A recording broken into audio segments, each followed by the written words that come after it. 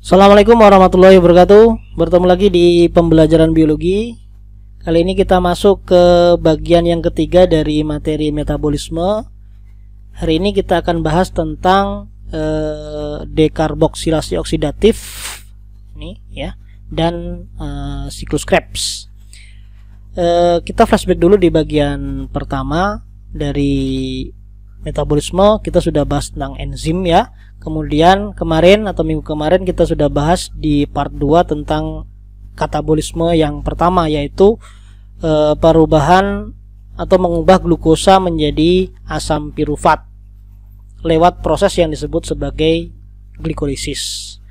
Kalau kita lihat di bagian akhir di glikolisis itu, jadi satu molekul glukosa itu menghasilkan 2 molekul asam pirufat. Satu molekul glukosa menghasilkan 2 molekul asam pirufat. Di sini si pirufat acid atau asam pirufat ini ada 3C ya. Jangan dibayangkan kerumitan dari rumus strukturnya ya. Ini sederhana saja. Kita lihat dari gambar saja bahwa dia punya 3C gitu aja. Kemudian ini gugusnya itu. Oke, si pirufat ini nanti akan masuk ke dalam dekarboksilasi oksidatif sehingga bisa masuk ke dalam siklus Krebs. Harus melalui reaksi ini untuk masuk ke sini. Berubah menjadi asetil koenzim A. Kenapa ini ada tulisan 2? Ada tulisan 2 di sini karena dari satu glukosa itu menghasilkan 2 asam pirufat. Sehingga nanti akan berproses menjadi 2 asetil koenzim A. Nah, dua-duanya akan masuk ke dalam Krebs cycle atau siklus Krebs. Jadi dibayangkan nanti kita bahas satu proses saja karena prosesnya ada 2 jalur ya. Siklus Krebs di pirufat pertama dan di pirufat kedua nanti nggak usah dibahas, bahasnya satu aja karena ini kembar ya, sama. Nah, kita lihat tempatnya ya. Tempatnya glikolisis itu terjadi di sitosol atau di sitoplasma sel. Kemudian kalau mulai di dekarboksilasi dan siklus Krebs sampai transport elektron nanti berlangsung di dalam mitokondria, dalam matriks mitokondria ini. Ini yang kuning ini adalah organel mitokondria ya. Nah, di sini ada keterangan ya, by substrate level photofosphorylation. Jadi hasil dari fosforilasi langsung itu menghasilkan 2 ATP pada proses glikolisis ya, selain 2 asam pirufat menghasilkan 2 ATP dan juga 2 NADH yang akan masuk ke transport elektron ini. Nah, ini ya. Nah, 2 ATP ini digunakan untuk apa ya, kenapa ini jadi 0? Kita lihat tempatnya berbeda ya, tempatnya berbeda. Untuk membawa asam pirufat, satu molekul asam pirufat masuk ke dalam matriks mitokondria. Ini sebenarnya ada protein, apa ya namanya, protein pembawa lah istilahnya. Jadi dia termasuk transport aktif ya, membutuhkan energi untuk bisa bertransport ke sini atau bertransfer ke sini, berpindah ke sini ya. Jadi satu molekul asam pirufat itu membutuhkan energi sebesar 1 ATP untuk masuk ke dalam matriks mitokondria ini. Kalau ini menghasilkan 2 pirufat proses glikolisis ini, maka dia membutuhkan energi sebanyak 2 ATP untuk bisa memindahkan pirufat ini ke matriks mitokondria. Makanya dia 0 ya. Oke, seperti ini ya. Nah, kalau sudah masuk ke dalam matriks mitokondria, nanti akan terjadi yang namanya dekarboksilasi oksidatif. Ini proses antara sebenarnya untuk bisa masuk ke dalam siklus Krebs ya. Oke, kita lanjutkan sekarang ke dekarboksilasi oksidatifnya ya. Kita masuk dekarboksilasi oksidatif. Nah, ini dia. Ini protein transport atau protein pembantunya. Sudah dibahas, butuh 2 ATP ya. Kalau dia sudah masuk ke dalam matriks mitokondria, yang terjadi adalah proses ada 2 proses sebenarnya ya. Proses pertama yaitu dekarboksilasi. Dekarboksilasi itu adalah pelepasan karbon atau karboksil berupa apa? CO2 ini, dia lepaskan CO2. Nah, dilepaskan CO2. Si pirufat ini melepaskan CO2. Nah, kemudian oksidatifnya adalah melepaskan H ini dalam bentuk ion. Ion ini karena kita sebutnya walaupun dia proton H+ ya, kita sebut elektron aja karena dia akan ditangkap oleh aseptor elektron. Aseptor elektron namanya NAD+. Aseptor elektron. Menangkap siapa? Menangkap H yang dilepaskan oleh asam pirufat. Nih. Nah, sehingga menjadi NADH plus H+ ini. Nah, NAD ini merupakan singkatan ya, kepanjangannya nikotinamid adenin dinukleotida. Ya, nikotinamid, N-nya nikotinamid, A-nya adenin, D-nya dinukleotida. Nah, ini merupakan salah satu dari aseptor elektron. Nanti di siklus Krebs kita ketemu lagi flavin, FAD. Flavin adenin dinukleotida. Kalau di ini belum ada flavinnya, masih nikotinamid adenin dinukleotida, NAD ya. Berubah menjadi NADH plus H+.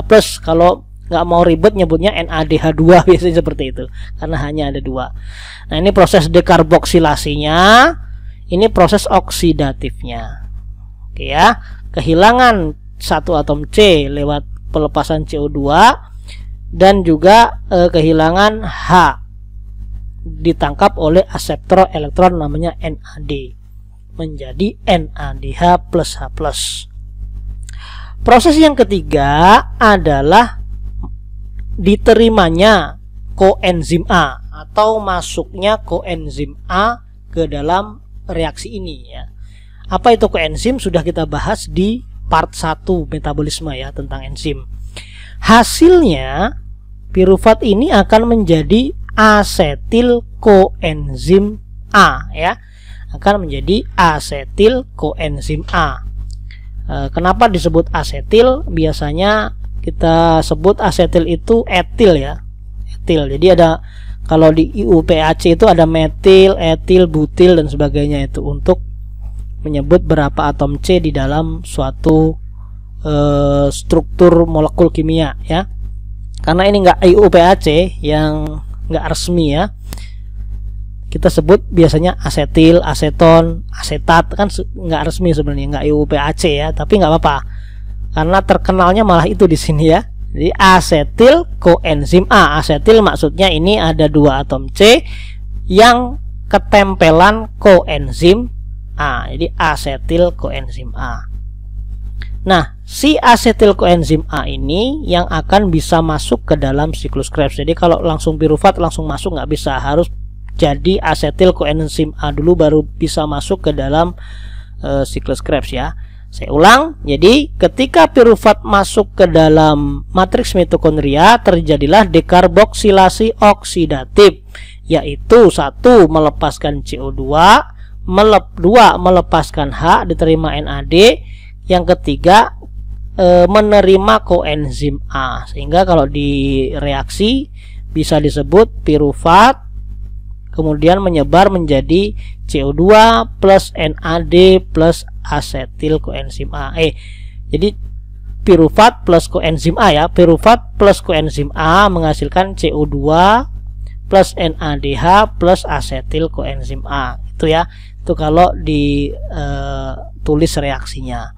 Oke, sekarang kita lanjut. Si asetil koenzim A nya udah jadi, dekarboksilasi oksidatifnya sudah selesai di tahap ini. Kita lanjut masuk ke dalam siklus Krebs. Nah, ini adalah gambar lengkap dari siklus asam sitrat atau Krebs cycle. Nah, bisa dilihat ya, tadi kita sudah bisa buat atau sudah membahas asetil koenzim A, terbentuknya asetil koenzim A. Ia adalah bahan baku atau bahan mentahnya siklus Krebs. Oke, langsung saja ya. yang pertama terjadi, ini saya tulis angka 1 di sini. Asetil koenzim A ini akan melepaskan koenzim A-nya. Nah, kan dia akan melepaskan koenzim A-nya ketika dia ketemu senyawa namanya oksaloasetat. Saya ulang, jadi asetil koenzim A di proses pertama ini masuk ke dalam siklus Krebs, itu dia ketemu sama oksaloasetat. Nah, ketika ketemu dia langsung melepaskan koenzim A-nya yang dapat tadi dilepas lagi. Kenapa kok ketemunya oksaloasetat? Ya seperti itu, memang ketemunya oksaloasetat. Ya, jadi proses siklus Krebs ini kan siklus tidak ada awal, tidak ada akhir. Jadi kalau mau dimulai nomor 1 ya kita sebut nomor satunya di sini ya. Sebenarnya di sini juga boleh kan gitu. Kan karena yang berhubungan dengan asetil koenzim A itu adalah oksaloasetat ya, kita sebut proses pertama itu ketemunya asetil koenzim A dengan oksaloasetat.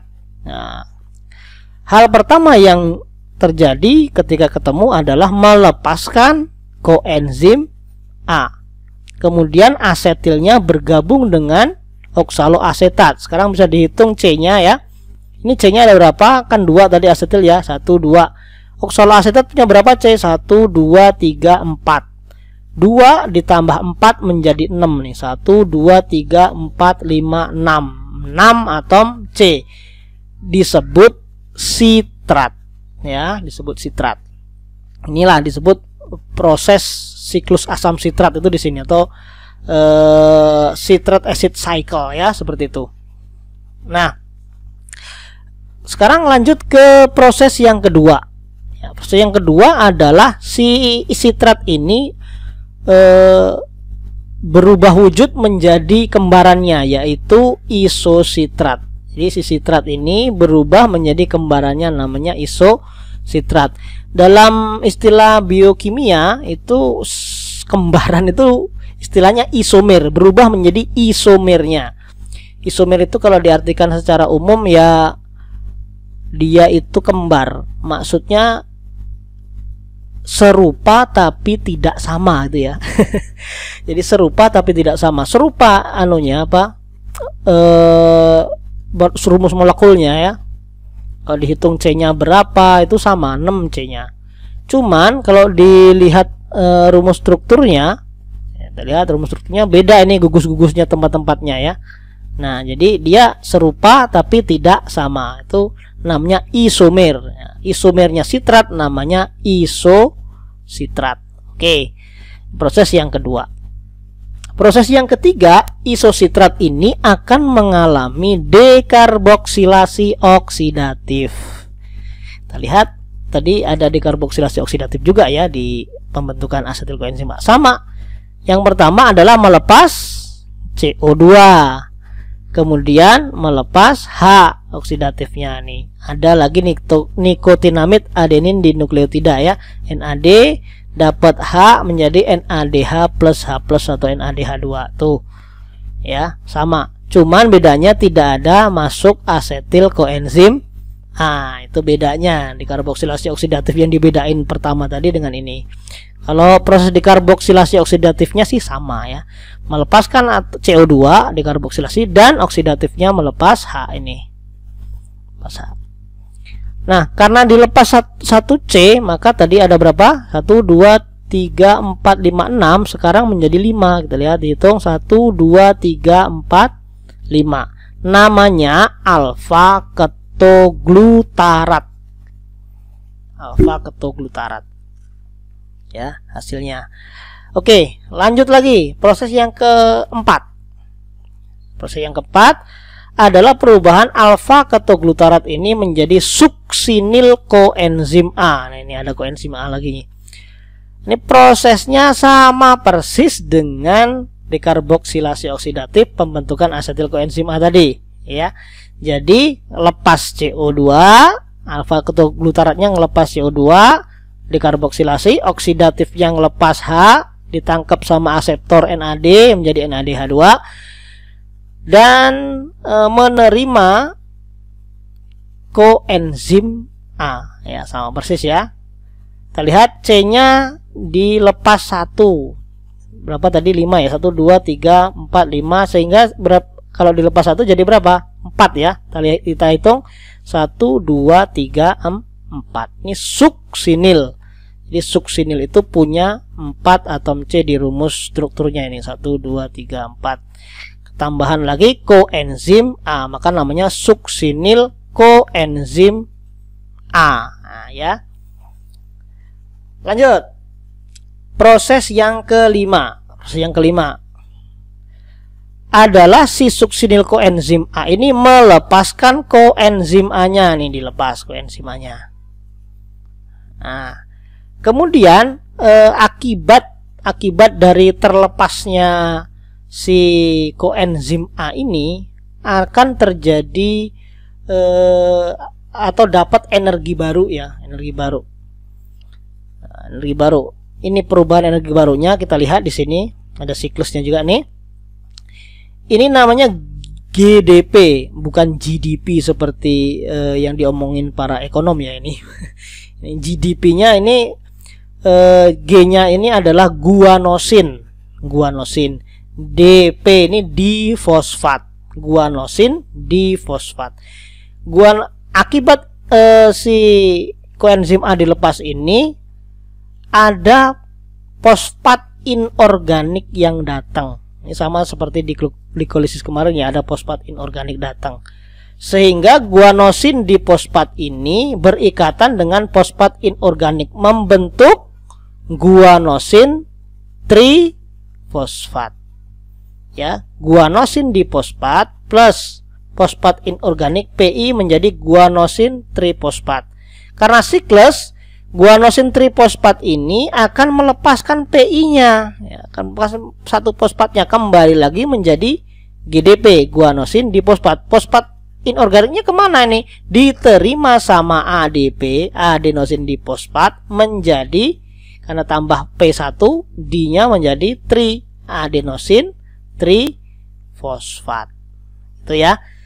Nah, jadi proses di suksinil koenzim A menjadi suksinat ini adalah melepaskan koenzim A. Nah, hasil pelepasan ini menghasilkan peristiwa GDP bertemu dengan fosfat inorganik menjadi GTP, guanosin trifosfat. Guanosin trifosfat kembali lagi menjadi guanosin difosfat, fosfatnya berikatan dengan ADP atau adenosin difosfat, berubah sekarang menjadi ATP, adenosin trifosfat. Maka terbentuklah ATP. Satu ATP terbentuk di siklus Krebs satu ini ya. Satu molekul pirufat. Karena dua molekul pirufat maka adenosin trifosfatnya yang terbentuk secara langsung begini nanti ada dua ya. Satu molekul satu proses siklus Krebs, satu ATP. Di sini di saat suksinil koenzim A berubah menjadi suksinat. Lanjut. Proses ke-6. Suksinat akan diubah menjadi fumarat. Tidak ada pelepasan C, tidak ada dekarboksilasi oksidatif ya. Ini yang terjadi adalah oksidasi saja. Apa yang dilepas? H. Yang dilepas H. Diterima sama siapa? Kalau biasanya diterima sama NAD menjadi NADH, sekarang diterima sama FAD. Flavin adenin dinukleotida. FADH. Apa sih bedanya FAD sama NAD? Kalau strukturnya saya belum bisa bahas ya. Tapi kalau enaknya ngomong seperti ini. Jadi NAD sama FAD ini sama-sama adalah aseptor elektron. Jadi kalau sudah dalam bentuk NADH atau FADH nanti dibawa ke proses transport elektron. Satu NADH itu akan bisa dikonversi menjadi 3 ATP. Satu NADH ini menjadi 3 ATP. Kalau F1 FADH itu bisa dikonversi menjadi 2 ATP. Itu beda utamanya ya. NAD sama FAD ya. Jadi kalau dilihat hasilnya ya lumayan NAD-nya daripada FAD-nya, karena NAD bisa jadi 3 ATP, kalau FADH itu cuma 2 ATP ya. Oke, suksinat diubah menjadi fumarat. Apa yang terjadi pada saat reaksi itu? Melepaskan H, diterima oleh aseptor elektron namanya flavin adenin di nukleotida atau FAD menjadi FADH2. Oke, lanjut proses yang ketujuh. Fumarat diubah menjadi malat. Apa yang terjadi? Cuman ketambahan air. Nih, air masuk menjadi malat. Itu aja ya. Nggak usah dipikir pusing-pusing. Tambahan air jadi malat. Lanjut. Nah, ini proses terakhir ya. Kalau tadi proses pertama, ini ada akhir. Sebenarnya kalau siklus ini kan nggak ada akhirnya. Tapi kita akhiri saja proses ini di proses yang ke-8. Malat berubah menjadi oksaloasetat. Apa yang terjadi? Hanya oksidasi saja. Ya. H dilepas. Tadi udah dapat H2NH dari air ini, dilepas lagi, hanya ditangkap lagi sama NAD. Lumayan lah, nggak FAD yang nangkep ya. Jadi 3 ATP nanti. NAD menjadi NADH plus H plus. Nah, udah selesai nih. Oksaloasetat ketemu lagi nanti sama asetil koenzim A ya. Balik lagi prosesnya terus sampai kita mati ya. Nggak ada proses ini lagi. Tuh yang disebut proses siklus Krebs atau siklus asam sitrat. Jadi kalau kita lihat ada berapa ATP yang dihasilkan untuk satu kali siklus Krebs, cuman 1 ATP pada saat proses suksinil koenzim A berubah menjadi suksinat, prosesnya yang tadi kita jelaskan. Kemudian berapa NADH yang didapat? 1, 2, 3. Ada 3 NADH. Harus dihafalin di mana tempat pembentukan NADH-nya. Oh, isusitrat jadi alfa ketoglutarat. Oh, alfa ketoglutarat jadi suksinil koenzim A sama malat menjadi oksaloasetat. Di mana terbentuknya FADH saat suksinat menjadi fumarat.